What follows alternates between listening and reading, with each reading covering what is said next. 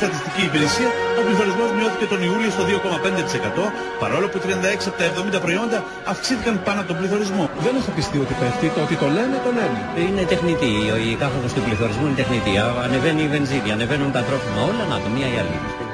Και όλοι νιώθουμε όπου υπάρχουν προβλήματα και τις αυξήσεις τις νιώθουμε. Αλλά δεν σημαίνει αυτό ότι ο πληθωρισμός μετριέται λάθος. Ο πληθωρισμός μετριέται σωστά. Ασφαλώς αυξάνουν οι τιμές. Φίλοι, συμπολίτες, συμπατριώτες, δοξάστε με.